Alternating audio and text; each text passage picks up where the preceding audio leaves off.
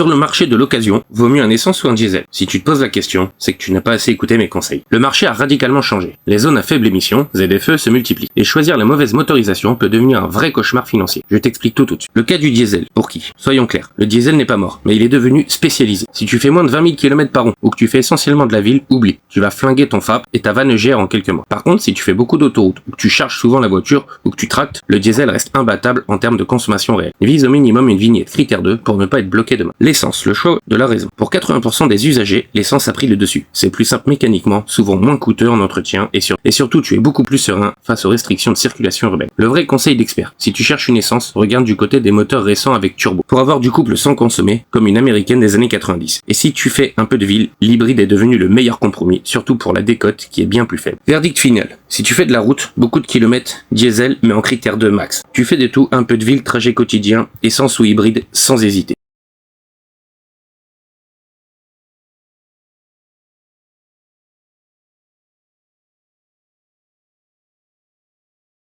Et surtout, avant d'acheter, vérifie l'historique d'entretien. Un diesel bien entretenu vaut mieux qu'une essence négligée. Dis-moi en commentaire quel est ton profil de conducteur, que je te dise quel modèle éviter absolument dans ta catégorie.